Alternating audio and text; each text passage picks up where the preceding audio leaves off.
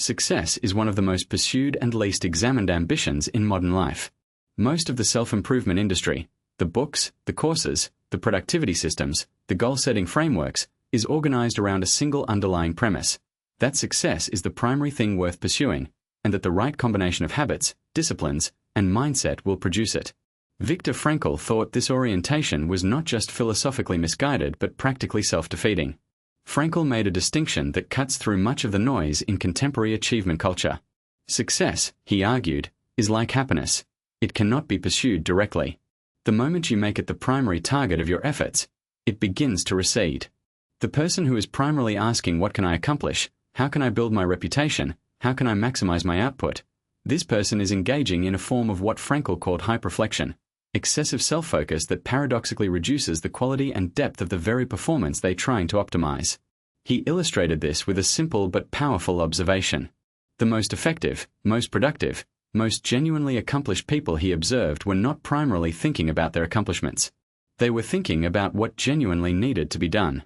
They were oriented toward a task, a problem, a person, a question, something outside themselves that commanded their full attention and energy. The success they achieved was real, but it was a byproduct of their engagement with something more important than success. It arrived as a consequence, not as a goal. Frankl saw this as a specific expression of the broader principle of self-transcendence. The healthy human being is one whose attention is primarily directed beyond the self, toward a meaning that exists in the world, waiting to be fulfilled. When the attention collapses back onto the self, onto its achievements, its reputation, its metrics, the person loses contact with the very engagement that produces genuine results. They become an observer of their own performance rather than a performer, and observation kills performance.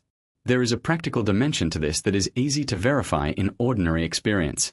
Consider two people working on a creative project. The first is primarily motivated by how the project will be received, by the recognition it will produce, the doors it will open, the success metric it will satisfy. The second is primarily motivated by the project itself, by the problem it is trying to solve, the truth it is trying to express, the value it is trying to create. Everything else being equal, the second person will almost certainly produce better work. Not because they are more talented, but because their attention is in the right place. The first person's attention is divided between the work and the mirror held up to the work. The second person's attention is entirely in the work. Frankl also addressed the cost of success orientation at the level of meaning. A life organized primarily around the achievement of success, whatever form success takes in a particular context, is a life that is, in an important sense, about itself.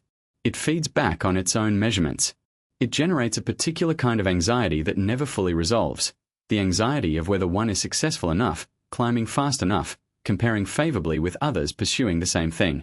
The goalposts move because they were always defined in relative terms, and relative success always leaves room for more relative success. The life organized around meaning is different in its structure. Its goalposts are defined by what genuinely needs to be done, not by how one is doing relative to others. The question is not am I winning, but am I doing what this moment is asking of me? That question has an answer that is independent of what anyone else is doing. It can be reached. And when it is reached, when the day's work is genuinely the work that needed doing, there is a satisfaction available that the metrics of success cannot produce. Frankl was not anti-achievement. He was not arguing that ambition is bad or that striving is misguided. He was arguing for a reorientation of the striving, away from the self and toward the task, away from the reward and toward the genuine demand. The person who does this tends to achieve real things, because real things are what they were after. And they tend to remain psychologically intact as they achieve them, because their identity was never staked entirely on the outcome. Success pursued as a side effect of genuine engagement is more likely to arrive, and less likely to disappoint when it does. That is Frankl's most practical, and most challenging, contribution to the conversation about achievement. Subscribe to The Psychology of Viktor Frankl to explore more of his timeless ideas.